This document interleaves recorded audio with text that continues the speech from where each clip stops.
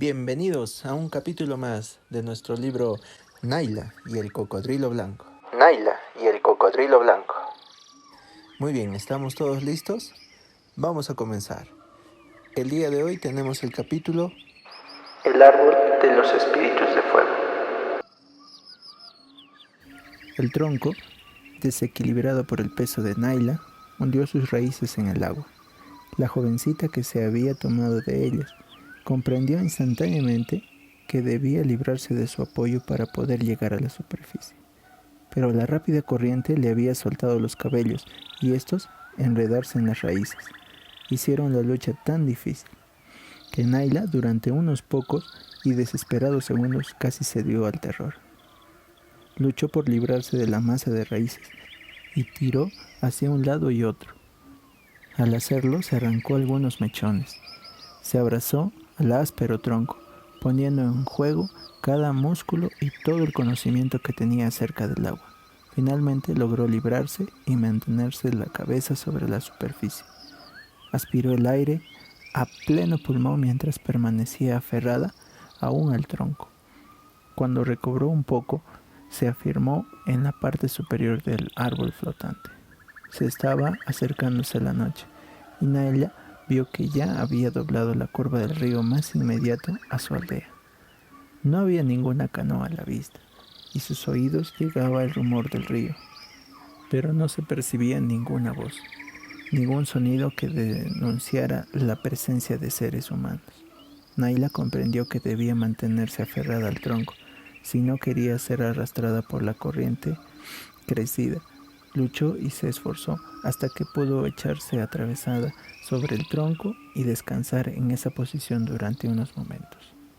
El tronco todavía flotaba cerca de la costa, pero las aguas lo arrastraban con tanta rapidez y tanta violencia que era en vano todo esfuerzo para dominarlo. Naila pensó zambullirse y nadar hacia la orilla. Era una nadadora excelente y no temía el agua, pero las tinieblas ya habían bajado sobre el río y le pedían distinguir de la ribera de un acantilado o una masa de suaves helechos. En ninguno de los dos casos se podría llegar a tierra. Por lo tanto, al no estar segura de poder afirmar sus pies en la costa, no se atrevió a abandonar el tronco, el que seguía avanzando en medio de la oscuridad. En esa zona del río Tatao crece un árbol que florece durante la estación lluviosa. Sus flores son pequeñas, apenas un puntito insignificante, y casi no se las puede distinguir a unos pocos pasos de la distancia. Sin embargo, esos capullitos atraen a las luciérnagas que abundan en dicha región. Cuando la noche desciende sobre la selva, esos árboles destellan con millones de lucecitas titilantes. Naila conocía esos árboles luminosos. Los había visto a menudo cuando cruzaba el río en canoa de su padre. Como todos los Dayak, los temía terriblemente porque atraían incontable número de minúsculos espíritus de fuego. El tronco flotante, con su única pasajera, ya había doblado 3 curvas del río. Naila levantó la vista y vio uno de los árboles luminosos, cuyas ramas pendían sobre las aguas. Las luces danzantes brillaban débilmente en la oscuridad. Calculó la distancia y observó la dirección que llevaba su tronco. Se dio cuenta de que pasaría precisamente debajo de aquel árbol. Su corazón latió desordenadamente. ¿Se atrevería a tocar ese árbol habitado con espíritus? Solo le quedaba un instante para decidirse. El enorme tronco llegó hasta la brillante rama y arrancó algunos vástagos y varias ramitas. Luego siguió río abajo, pero Naila ya no se encontraba sobre él. Tomándose de las ramas más delgadas que se hundieron en la crecida corriente, trepó como lo hacen los monos y se acomodó en una bifurcación del tronco. Su presencia causó gran inquietud en los pequeños espíritus de fuego, pero Naila no les hizo caso. «Estoy a salvo», exclamó en voz alta, y inmediatamente le pareció que las palabras del canto de Puyi le llegaban en medio de la oscuridad. «Dios está conmigo en todas partes. Estoy seguro, siempre seguro». Con ese sentimiento en mente se apoyó en las ramas y descansó mientras el río seguía rugiendo debajo de ella. Mientras reposaba su mente, reconstruyó las escenas de la fiesta. Pensó en la mano herida del Sawa y en la inesperada visita de Puyi. En esa ocasión, el maestro declaró que había ido a la aldea llamada por los tambores de Dios. Un nuevo pensamiento conmovido entonces a la niña. En tal caso, en ese Dios debía hallarse en todas partes y estar enterado de todas las cosas. Nadie puede huir de su presencia. Comenzó a lloviznar suavemente. No hacía frío, pero de todas maneras, aquel lugar no era cómodo. Durante toda esa larga, húmeda noche, dio vueltas y más vueltas tratando de hallar la posición adecuada para poder descansar. La mañana, gris aún, la encontró pegada a las ramas del árbol de los espíritus de fuego. Poco después dejó de llover y salió un sol resplandeciente y hermoso sobre la selva mojada. Y sobre el furibundo río, Naila pensó que, indudablemente, alguien iba a venir y la hallaría allí. Miró a su alrededor y vio que ese lugar le resultaba conocido. Cerca de la orilla había una meseta alta que no pudieran cubrir las aguas de la inundación. La reconoció como el claro, ahora abandonado, en el que Malik, el brujo, había sembrado arroz en la estación anterior. En aquella ocasión, la cosecha se presentaba muy buena, pero, precisamente antes de dedicarse a recogerla, Malik había recibido 2 malos augurios en un solo día. Una vez de mal agüero, se le había cruzado en el camino que conducía hacia la plantación y su serpiente manchada se había deslizado por la senda delante de él. Ningún Dayak era capaz de pasar por alto tales advertencias. Naila estaba segura de ello.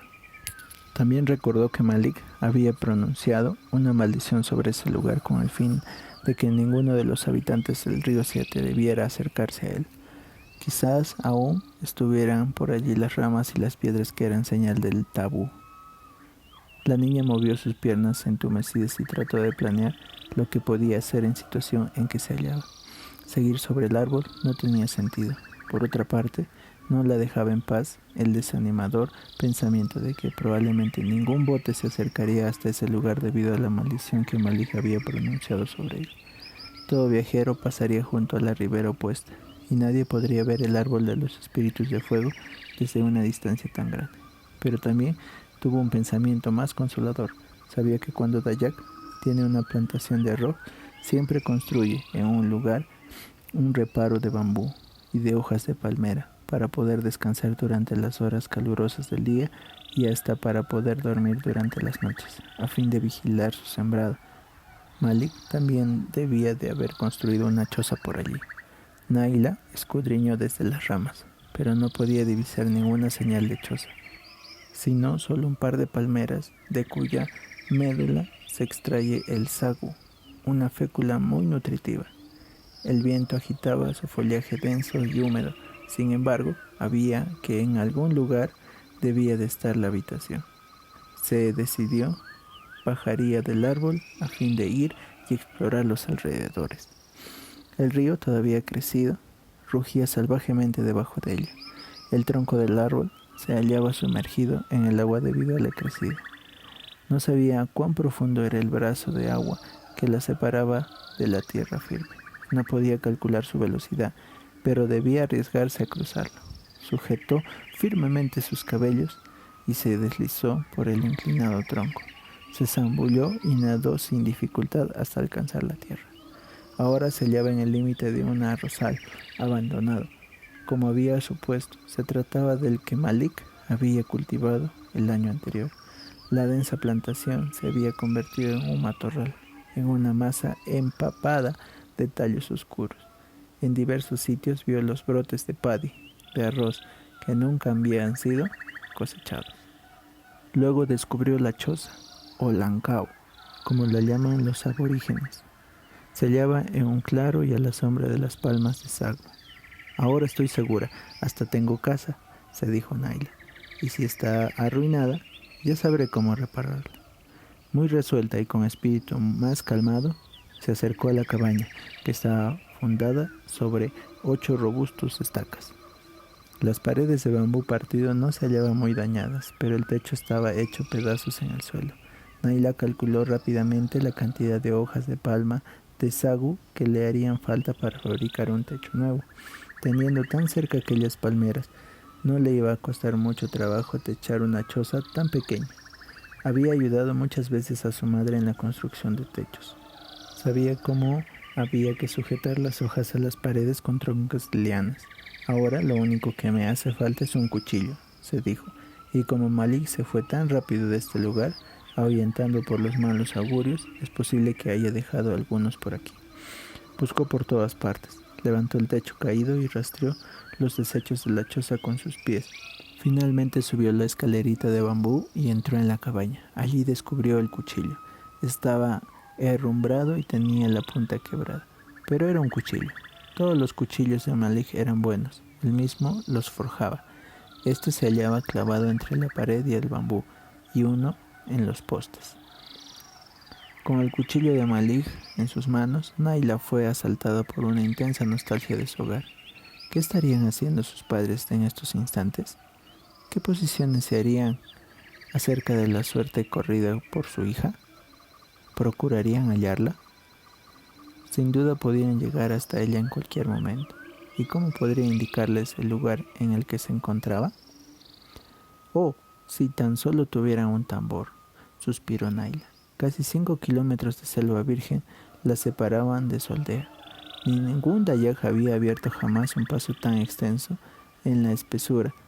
Solo abrían cortas sendas que los conducían hasta los huertos situados en las riberas del río. El río era la única ruta que conocían. No acostumbraban internarse en la selva. Cuando bajen las aguas, podré situarme en la playa, pensó Naila. Entonces quizá alguien podrá verme. Es la única esperanza que me queda. Acarició su cuchillo, meditó en su valor. Con esa arma podría vivir varios días en la soledad del claro. Lo hundió en la tierra una y otra vez para quitarle parte del herrumbre. Era un cuchillo curvado, tan largo como el antebrazo de un hombre. Tenía forma elegante, era bien equilibrado y aún conservaba su filo. Indudablemente Malik lo había desechado, porque tenía la punta rota. En la choza, Naila encontró también una piedra lisa sobre la cual se podía afilar un cuchillo como ese. Con energía nacida de la esperanza, la jovencita puso manos a la obra, puliendo, afilando y dando nueva forma al extremo quebrado del arma. Mientras quedaba a sus oídos el áspero sonido producido por el cuchillo frotado contra la piedra, se dio nuevamente al sentido de su afligente soledad. Se puso en pie de un salto y echó a su alrededor una mirada desafiante.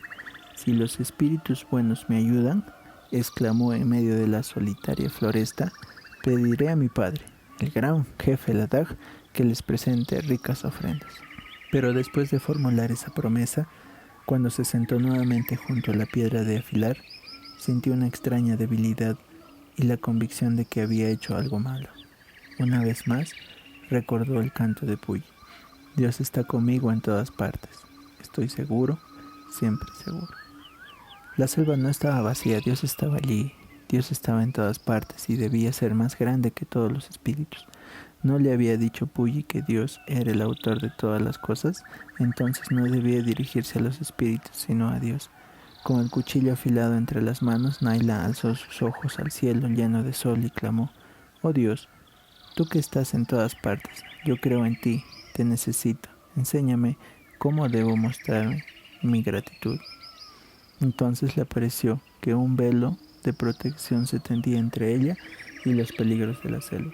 Se sintió inundada de valor y comenzó a cortar hojas de palmera cantando el himno que había aprendido de Puyi. Ahora el canto de las aves silvestres, el parloteo de los monos y el zumbido de los insectos le parecían más amistosos. Pronto encontró las fibras que le hacían falta para poder coser las hojas de palmera.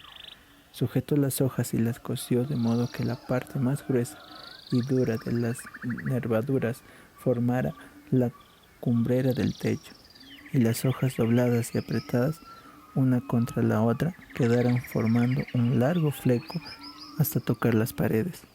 Como no encontró lianas, empleó ciertas raíces largas y flexibles con el propósito de ajustar el techo de hojas a las paredes. Sus dedos hábiles habían acabado de techar la mitad de la chocita. Cuando vio, el sol se estaba poniendo. Entonces se dio cuenta de que tenía hambre. Se sentó en la escalerita de la cabaña y pensó que iba a comer. Sabía que el sagú era un alimento nutritivo, pero lo detestaba. Ya tendría tiempo de comerlo cuando se le acabaran otras posibilidades. Cerca de la choza crecía un grupo de bananos, pero la fruta aún estaba verde. Solo un elemento le ofrecía esperanza de hallar alimento aceptable: el deterioro tocón de una palma de areca. Pero el sol ya se estaba poniendo y Naila se sentía muy cansada y no tenía voluntad para hacer nada más. En la choza encontró unas esteras viejas enrolladas. Las más externas estaban húmedas y enmohecidas, pero la del centro se podía usar. Naila la extendió sobre el piso de la choza, debajo de la parte techada, y se acostó para descansar. Las contingencias de la noche anterior le habían fatigado. No estaba acostumbrada a cubrirse con mantas, por lo tanto no las extrañaba, y los mosquitos no la molestaban. Pronto se durmió. Al día siguiente despertó temprano, y su primer pensamiento fue la gratitud porque durante la noche no había llovido. Se quedó acostada largo rato sobre la estera mientras pensaba en su padre. ¿Qué iba a hacer él en ese nuevo día? ¿Vendría a buscarla? Naila se incorporó movida por un repentino temor. ¿Y si su padre pensaba que él se había llevado el cocodrilo blanco? Entonces ni siquiera intentaría buscarla. Pero no, por supuesto que no. Su padre buscaría al cocodrilo blanco. A pesar de todo, este pensamiento desanimador no logró que Naila se olvidara de su estómago. Estaba hambrienta. No había comido nada desde la antevíspera, desde la Uncau. Vio que entre los árboles, en dirección opuesta al río, destallaba el agua. Se abrió camino entre los matorrales y llegó hasta la orilla de un arroyito.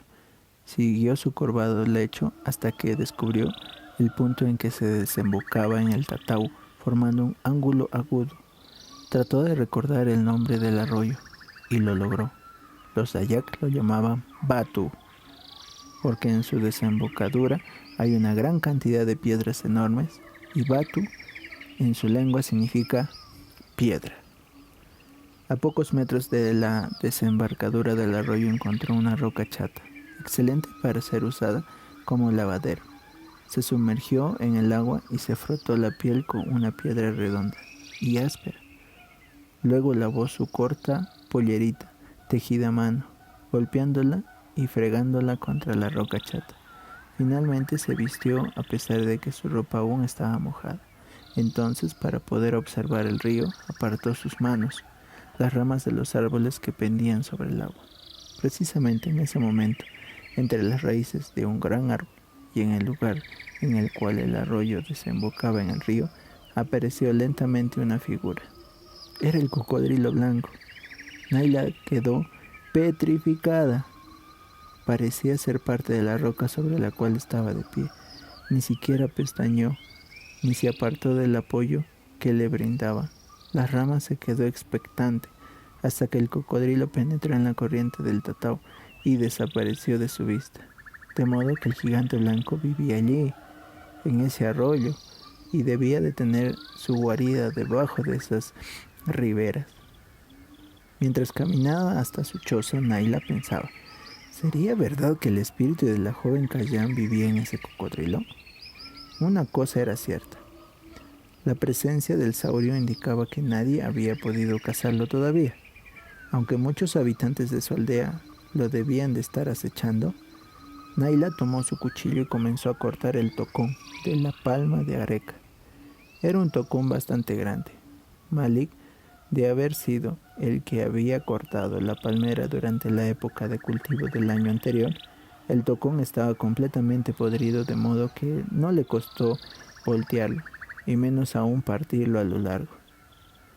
Con un grito de alegría, se arrodilló junto a una de las mitades del tocón y comenzó a revolver la pulpa, descompuesta con sus dedos. Enseguida extrajo una gran larva amarilla de unos 8 centímetros de largo y muy gruesa para su longitud. Este insecto hace las delicias de todo Dayak. Tragó varios bocados y luego, con gran dominio propio, colocó la larva sobre un trozo de hoja de banano. Aunque tenía mucha hambre, Naila era una jovencita delicada y no se iba a atracar de alimento. Siguió desgarrando la pulpa descompuesta del tocón y muy pronto tuvo sobre la hoja del banano una docena de grandes larvas amarillas. Entonces cubrió con dichas hojas la otra mitad del tocón, que aún no había explorado, y la sujetó con piedras. Ascendió la escalerita que conducía a su choza y se sentó en el peldaño más alto. En sus manos tenía el delicioso desayuno que le había proporcionado el tocón de la palmera. Fue comiendo las larvas, una a una. Cuando acabó, se dirigió al arroyo Batu para beber un poco de agua fresca.